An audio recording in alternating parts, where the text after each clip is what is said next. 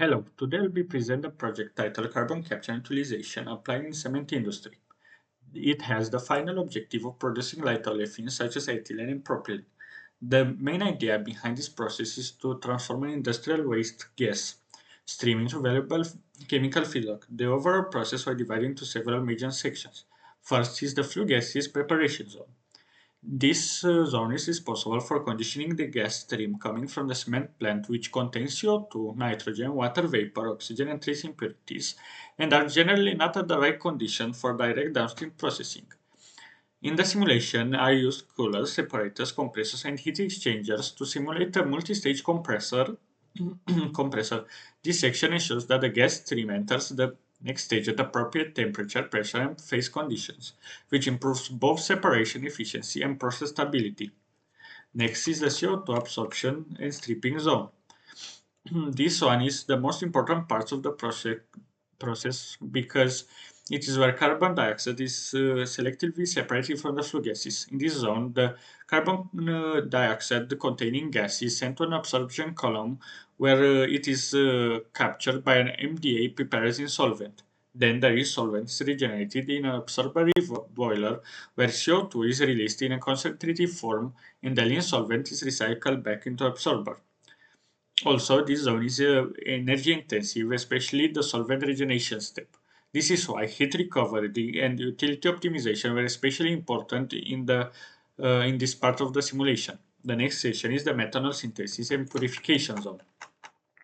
This CO2 is combined with hydrogen and converted into methanol, which serves as an intermediate platform molecule. In the simulation, this section includes the plug flow reactor for methanol synthesis, simulating a boiling water reactor, cooling units for temperature control and condensation, and purification equipment to obtain a methanol-rich stream suitable for the next reaction stage. The simulation focused not only on methanol conversion, but also on maintaining the stable reactor feed and ensuring efficient product recovery, obtaining at least 40% conversion of methanol to CO2. From an energy standpoint, this section also offers significant opportunities for heat recovery through steam generation.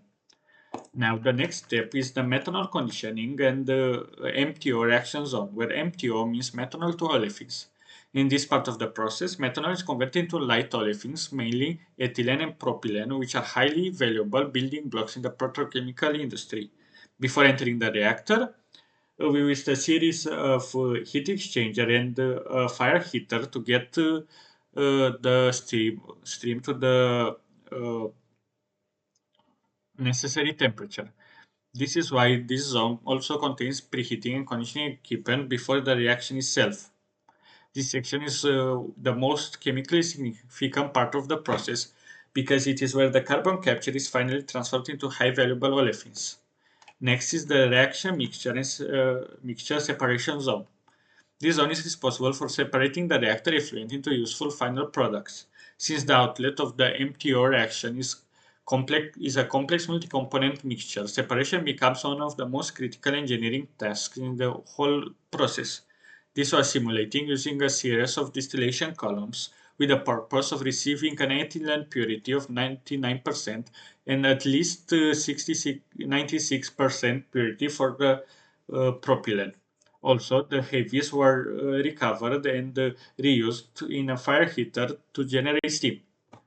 Therefore, across the entire flowsheet, a major design principle was energy integration.